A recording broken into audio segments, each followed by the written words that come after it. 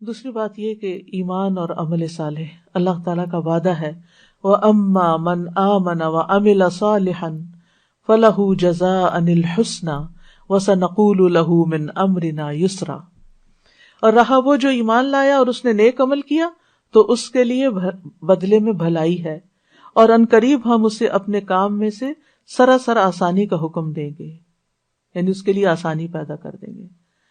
سورۃ نحل میں آتا ہے من عمل صالحا من ذکر او انثی وهو مؤمن فلنحیینہ حیاتا طیبہ ولنجزینہم اجرہم باحسن ما كانوا یعملون، جو شخص بھی نیک عمل کرے، خواہ مرد ہو یا عورت، یا عورت کا الگ نام لیا گیا ہے، عام طور پر مرد کا ذکر کر کے عورت کو ساتھ ہی شامل کر دیا جاتا ہے۔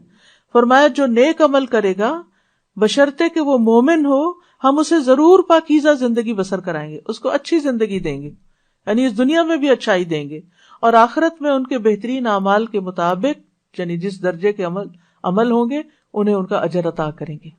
یہ اللہ کا وعدہ ہے، اور اللہ کا وعدہ کبھی بھی جھوٹا نہیں ہو سکتا، اللہ کا وعدہ ہمیشہ سچا ہی ہوتا ہے۔ ابن تیمیہ رحمہ اللہ کہتے ہیں اطاعت کا انجام دنیا اور آخرت کی سعادت اور بھلائی ہے۔ وہ کہتے ہیں مخلوقات میں سے سب سے زیادہ خوش نصیب وہ ہے جو اللہ کی عبادت اور اطاعت میں سب سے بڑھ کے ہوتا ہے، سب سے آگے ہوتا ہے۔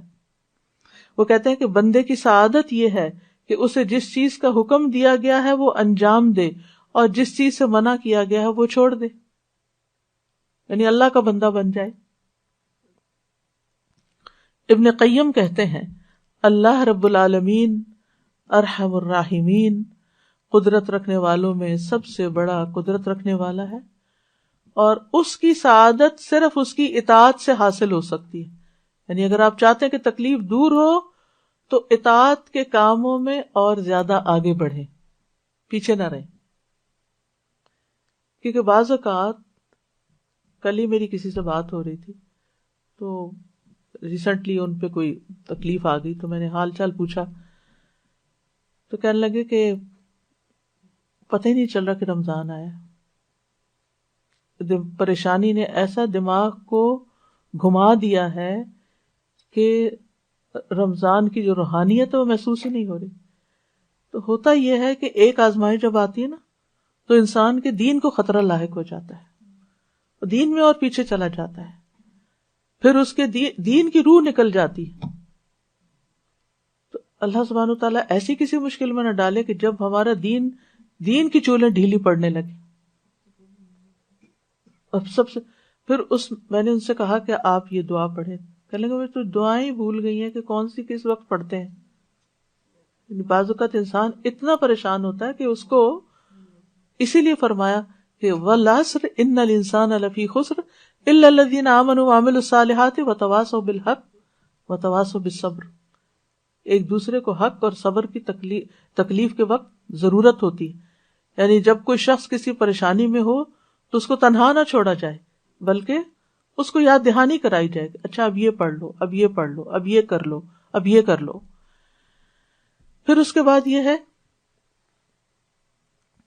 وہ ابن قیم کہتے ہیں کہ اللہ کے وہ احکامات اور اس کا وہ حق جو اس نے اپنے بندوں پر واجب ٹھہرایا ہے، اور وہ شرعی احکامات جو اس نے ان کے لیے مشروع کیے ہیں، یہ آنکھوں کی ٹھنڈک ہے، دلوں کی لذت ہے، روح کی نعمتیں ہیں اور اس کی خوشیاں ہیں، اور اسی کے ساتھ روحوں کی سعادت ہے کہ انسان تکلیف کے وقت اور زیادہ اللہ کی عبادت کی طرف متوجہ ہو جائے۔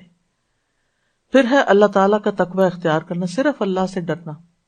وَمَن يَتَّقِ اللَّهَ يَجْعَل لَّهُ مِنْ أَمْرِهِ يُسْرًا، جو اللہ سے ڈرے گا اللہ اس کے لیے اس کے کام میں آسانی پیدا کر دے گا، اللہ تعالیٰ اس کا کام آسان کر دیں گے۔ اچھا، جب اس کا مطلب کیا ہے؟ اس کا مطلب یہ ہے کہ جب اللہ کا تقوی آئے گا نا، تو عموماً آپ دیکھیں کہ جو ہمیں تکلیف اور پریشانیاں ہوتی ہیں نا، یا مال کی طرف سے آتی ہیں، یا اولاد کی طرف سے آتی ہیں، یا باقی انسانوں کی طرف سے، چاہے کوئی بھی انسان ہو، اسپاؤز ہو یا کوئی فرینڈز ہو یا کوئی کلیگز ہو یا پارٹنرز ہو، یعنی کسی کی طرف سے بھی آ جاتی ہے۔ پھر جب تکلیف آتی ہے نا، سب سے پہلے تو اللہ تعالیٰ سے رابطہ کمزور، اس سے بدگمانی ہونے لگتی، اور میرے اوپر یہ کیوں مسئلہ آ گیا، باقی تو سب لوگ خوش ہیں۔ اب تقویٰ کیا کہتا ہے کہ نہیں، اللہ کی رضا پہ راضی ہونا ہے، تو انسان فوراً اپنے خیالات جھٹک کے واپس تقویٰ کی طرف لوٹتا ہے۔ پھر انسانوں کے ساتھ جب معاملہ ہوتا ہے تو انسان ایک دم غصے میں آ جاتا ہے اور برا بھلا کہنا شروع کر دیتا ہے۔ یعنی انسان کی مرضی کے خلاف جب کوئی چیز ہوتی ہے تو انسان مشتعل ہو جاتا ہے، مشتعل شعلے سے یعنی بھڑک اٹھتا ہے، پھر اس کی زبان پہ قابو نہیں رہتا، پھر اس کے جسچرز پہ قابو نہیں رہتا، پھر اس کے یعنی اس کے جو سارے ایکشنز ہوتے ہیں وہ بالکل اللہ کی ناپسند کے ہو جاتے ہیں۔ اور بعض اوقات انسان ظلم کرنے لگتا ہے، کسی نے آپ کو ایک مارا نا تو آپ کا دل ٹھنڈا نہیں ہوتا جب تک آپ 2 نہ مار لیں۔ اب آپ نے اگر 2 ماری، ایک تو آپ کا بدلہ ہو گیا اور ایک آپ کے خلاف لکھا گیا، چاہے آپ اس وقت مصیبت میں اور رو رہے ہیں لیکن آپ ظالم ہو گئے اب، اور ظلم جو ہے وہ قیامت کے دن کے اندھیرے ہوں گے۔ یعنی بعض اوقات کسی نے کوئی ایسی بات کہہ دی، ایک چھوٹی سی بات کہہ دی اور ہم نے اس کو 10 سنا دی، ہم سوچتے ہیں ہم جیت گئے، ہمارا پلہ بھاری ہے۔ نہیں، آپ ہار گئے ہیں، آپ اللہ کے سامنے خسارے میں چلے گئے ہیں، آپ نے اپنی زبان کھول دی ہے، آپ ذلیل و رسوا ہو جائیں گے، کیونکہ زبان ہی انسان کو عزت کے مقام پہ پہنچاتی ہے اور زبان ہی انسان کو ذلیل و خوار کرتی ہے۔ اور اس کے نتیجے میں کیا ہوتا ہے، مثلا 2 بزنس میں 2 شریک ہیں یا 2 پارٹنر، 2 کولیگز ہیں، اب اگر ان کی آپس میں کوئی انبن ہوئی ہے اور ایک دوسرے کو ذلیل کیا ہے تو اس میں آپ دیکھیں کہ جتنے ان کے مل کے ترقی کرنے کے چانسز ہے، سارے چانسز ختم ہو گئے۔ اب وہ جو اکٹھا کام کر رہے تھے وہ الگ ہو گیا، وہ الگ ہوا تو کئی اور مسائل کھڑے ہو گئے۔ اسی طرح بہت سے لوگ جیسے ہسبینڈ وائف ہوتے ہیں، بہت کیسز میں دیکھا گیا ہے کہ جب غصے میں طلاق تک بات پہنچ گئی۔ مجھے اتنی حیرت ہوتی ہے، بیچاری خواتین بعض اوقات روتی ہوئی پوچھتی ہیں کہ چھوٹی سی بات تھی تو میرے ہسبینڈ نے یہ بول دیا، اب کیا طلاق ہو گئی ہے؟ یا وہ اگر یہ بھی کہہ دیتے ہیں نا کہ میں تمہیں چھوڑ دوں گا تو وہ اس پہ بھی پریشان ہوتی ہیں کہ کہیں شاید ہمیں طلاق ہو گئی، کیونکہ ہمارے معاشرے میں جہالت ہے، ان کو پتہ ہی نہیں کہ کس لفظ سے طلاق ہوتی ہے کس سے نہیں ہوتی۔ اور بعض لوگ پھر صرف گلٹ میں زندگی گزارتے رہتے ہیں، کیا پتا طلاق ہو چکی ہو، کیا پتا یہ ہو چکا ہو، وہ ہو چکا۔ ایسے میں خاص طور پر گھریلو معاملات میں اگر شوہر غصے میں ہے تو بیوی کو کیا چاہیے؟ خاموشی اختیار کر لے، جگہ بدل لے، آگے پیچھے ہو جائے، تاکہ جو شیطان نے آگ بھڑکائی ہے وہ ٹھنڈی ہو جائے۔ اور اسی طرح اگر بیوی غصے میں آ گئی ہے تو شوہر کو چاہیے کہ وہ گھر سے یا تو باہر چلا جائے یا کوئی اور کام شروع کر دے، کہ کیونکہ بعض اوقات سامنے بھی ہوتا ہے تو پھر وہ ایک دوسرے کو بولتے کیوں نہیں، بولو تو تم بھی لڑو تاکہ اور میدان گرم ہو۔ تو اس سے پھر یہ ہے کہ معاملات مزید خراب، ایک دوسرے کی رسپیکٹ چلی جاتی، عزت چلی جاتی، محبت چلی جاتی ہے، یعنی دل دور ہونے لگتے ہیں۔ بعض اوقات لوگ قریب رہ رہے ہوتے ہیں اور ان کے دل دور ہو جاتے ہیں، اور وہ کسی اور کی وجہ سے نہیں ہوتے، وہ اپنی غلطی کی وجہ سے ہوتے ہیں۔ یعنی خود ہم ایسی حرکتیں کر جاتے ہیں کہ جس کی وجہ سے دوسروں کی نگاہوں میں گر جاتے ہیں۔ تو اس لیے بہت ضروری ہے کہ اللہ کا تقوی اختیار، صرف اللہ کا تقوی آتا ہے کہ جو بندے کو روک لیتا ہے، اس کی زبان کو روک لیتا ہے، اس کے ایکشنز کو اس کے ہاتھ کو روک لیتا ہے، اس کے کسی غلط ایکشن کو روک لیتا ہے۔ پھر اللہ تعالیٰ کا فرمان ہے وَمَن يَتَّقِ اللَّهَ يَجْعَل لَّهُ مَخْرَجًا، اور جو اللہ سے ڈرے گا اللہ اس کے لیے تنگی سے نکلنے کا رستہ بنا دے گا، اور یہ بھی تقوی کے ساتھ ہی ہے۔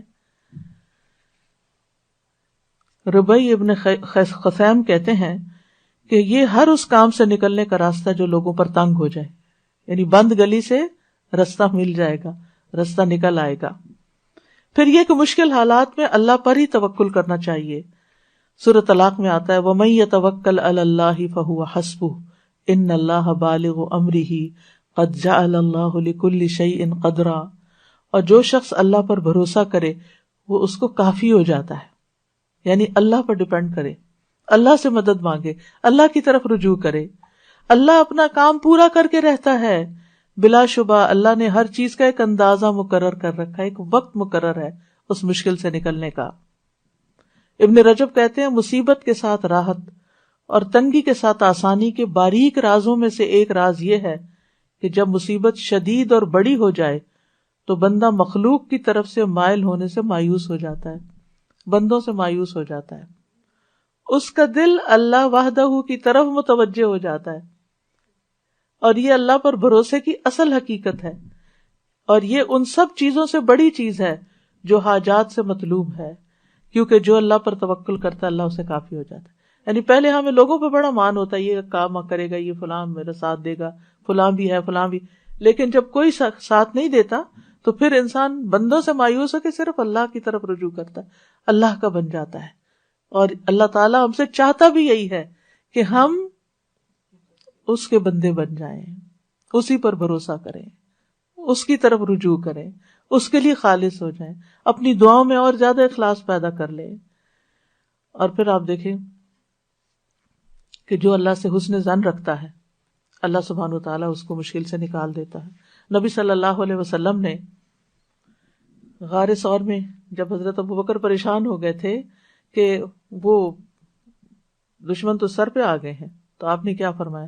لا تحزن ان اللہ معنا، غم نہ کرو اللہ ہمارے ساتھ ہے۔ اور یہ کہنے کی دیر تھی فانزل اللہ سکینتہ علیہ، اللہ نے اس پر اپنی سکینت نازل کر دی، وَأَيَّدَهُ بِجُنُودٍ لَمْ تَرَوْهَا، ایسے لشکروں سے مدد کی جو تم نہیں دیکھ رہے تھے، اور کفار نامراد پلٹ گئے۔ پھر یہ ہے کہ مشکل میں اپنی تمام حاجات صرف اللہ کے سامنے رکھنی چاہیے۔ رسول اللہ صلی اللہ علیہ وسلم نے فرمایا جسے انتہائی شدید حاجت آ پڑے اور اس نے اسے لوگوں پر پیش کر دیا تو اس کی حاجت دور نہ ہوگی، اور جس نے اللہ پہ پیش کیا عنقریب اللہ اسے بے پرواہ کر دے گا، یا تو جلد ہی موت آ جائے گی یا جلد غنی ہو جائے گا۔ پھر یہ کہ اس بات پر پورا یقین رکھنا چاہیے کہ مشکل دور ہوگی انشاءاللہ۔ حسن ظن، خوش گمانی، سیجعل اللہ بعد عسر یسرا، یہ اللہ ہی کا وعدہ ہے، یعنی سختی کے بعد آسانی، تنگی کے بعد وسعت، اور فقر کے بعد مالداری اللہ تعالیٰ ضرور عطا کرے گا۔ پھر آپ دیکھیے کہ یہ یقین کہ ہر تنگی کے ساتھ دو آسانی ہے، فَإِنَّ مَعَ الْعُسْرِ يُسْرًا، إِنَّ مَعَ الْعُسْرِ يُسْرًا، یعنی ہر مشکل کے ساتھ آسانی ہے، بے شک اسی مشکل کے ساتھ ایک اور آسانی ہے، یعنی ایک مشکل بیچ میں اور آسانیاں دونوں طرف ہیں۔ نبی صلی اللہ علیہ وسلم نے فرمایا مدد صبر کے ساتھ ہے، کشادگی تنگی کے ساتھ ہے، بے شک ہر مشکل کے ساتھ ایک آسانی ہے، بے شک اسی مشکل کے ساتھ ایک اور آسانی ہے۔ ابن مسعود کہتے ہیں مشکل اگر کسی بل میں داخل ہو جائے سوراخ میں تو آسانی بھی آتی ہے، یہاں تک کہ وہ بھی اس کے ساتھ داخل ہو جاتی، یعنی اگر مشکل کہیں گھسی ہے آسانی بھی ساتھ گھس جائے گی۔ پھر یہ کہ کشادگی آنے تک تنگی جتنی دیر یا جتنے دن تنگی ہے انسان زیادہ سے زیادہ اللہ تعالیٰ کی طرف رجوع کرے، اور اگر معاملات آسان نہیں ہو رہے تو اللہ تعالیٰ کو بلیم کرنے کی بجائے کہ اللہ تعالیٰ دعا نہیں سنتا، یا لوگوں کو بلیم کرنے کی بجائے کہ یہ میری مشکل کا سبب ہے، کیا کرے؟ خود کو ملامت کرے، میری عبادت میں کمی ہے، میری کوئی غلطی ہے، میری نافرمانی ہے، میری دعاؤں میں کمی ہے، میری دعائیں کمزور ہیں۔ انسان اپنے اندر کی غلطی کو تلاش کرے۔ ابن رجب کہتے ہیں جب مومن پر مشکلات کے دور ہونے میں دیر ہو جائے اور وہ بہت زیادہ دعائیں مانگ مانگ کر اور عاجزی کر کے مایوس ہو جائے اور دعا کی قبولیت کے آثار ظاہر ہی نہ ہوں تو وہ اپنی ذات کی طرف رجوع کرے اور خود کو ملامت کرے، اپنے نفس کو کہے اے نفس یہ ساری مصیبت تیرے اپنی وجہ سے آئی ہے، اگر تیرے اندر کوئی خیر ہوتی تو تیری دعا قبول ہو جاتی۔ اور انسان کا اپنے نفس کو ملامت کرنا، یہ کہنا I was wrong, I am wrong، اللہ کو بہت سے نیک اعمال سے زیادہ محبوب ہے، کیونکہ لا الہ الا انت سبحانک انی کنت من الظالمین، اللہ تعالیٰ میری غلطی ہے، آپ کا کوئی قصور نہیں، آپ ساری بھلائی تیرے ہاتھ میں ہے، سبحانک تو پاک ہے ہر نقص اور عیب سے، غلطی میرے اپنے اندر ہے، مجھے میری غلطیاں دکھا دے، مجھے ان پر توبہ کی توفیق دے دے، مجھے اصلاح کی توفیق دے دے۔ آدم علیہ السلام کی توبہ کیسے قبول ہوئی تھی؟ آسانی کیسے ہوئی تھی؟ ربنا ظلمنا انفسنا وان لم تغفر لنا وترحمنا لنکونن من الخاسرین، اللہ ہم نے اپنی جان پر ظلم کیا، اگر تو ہمیں بخشے گا نہیں اور تو ہم پہ رحم نہیں کرے گا تو ہم ضرور خسارہ اٹھائیں گے۔ تو ہوتا بھی یہی ہے، ما اصابک من مصیبت فبما کسبت ایدی، یعنی اب تمہارے اپنے ہاتھوں کی کمائی سے تم پر مشکل آئی ہے. یعنی اگر انسان دعا کی قبولیت کا اہل نہیں، یعنی ایک انسان ہے مستجاب الدعوات ہے، ادھر دعا کرتا ہے ادھر دعا قبول ہوتی ہے، ادھر مشکل آسان ہو جاتی. ایک انسان ہے وہ ایسا نہیں ہوتا، دعا کرتا ہے مشکل آسان نہیں ہوتی. پھر کیا ہے؟ مطلب یہ ہے کہ ابھی وہ اس اہل نہیں کہ اس کی دعا قبول ہو. لہذا وہ جب اپنی غلطی کا اعتراف، اپنے گناہوں کا اعتراف اور استغفار کی کثرت کرتا ہے تو گناہ مٹ جاتے ہیں، رستے آسان ہو جاتے ہیں. تو استغفار بہت فائدہ مند چیز ہے ہر تنگی اور رکاوٹ دور کرنے کے لیے. جیسے مال میں تنگی آئی ہے، یا اولاد میں ہے، یا کاروبار میں ہے، یا کسی بھی طرح کی دل میں تنگی ہے، رزق میں تنگی ہے، استغفار کی کثرت ان ساری رکاوٹوں کو استغفار دور کرتا ہے. اور پھر خاص طور پر صدقہ و خیرات، لوگوں کو دینا، لوگوں پر احسان کرنا، لوگوں کی زندگیوں کو آسان کرنا، اطاعت کے کام کرنا، یعنی صرف دل سے نہیں، یعنی زبان سے بھی اور عمل سے بھی. اب مثلا دوسروں کی زندگی آپ کیسے آسان کر سکتے ہیں؟ ان کو کوئی اچھا مشورہ دے کے، ان کا کوئی کام کر کے، ان کی کوئی مدد کر کے. کیونکہ جو انسان کسی کی مدد نہیں کرتا، کسی کی خدمت نہیں کرتا، کوئی کام نہیں کرتا، نکما اور بیکار ہوتا ہے، وہ کسی کے دل میں عزت نہیں پا سکتا، وہ کسی کے دل میں جگہ نہیں بنا سکتا. اور جب آپ کسی کی مدد نہیں کرتے تو کوئی آپ کی مدد کب کرے گا؟ ان تنصر اللہ ینصرکم، اگر تم اللہ کی مدد کرو گے، اللہ کو تو مدد نہیں چاہیے. مطلب کیا ہے؟ اللہ کے دین کی، یا اللہ نے جہاں جہاں مدد کرنے کا کہا ہے، ینصرکم، تو مدد تمہارے پاس آئے گی.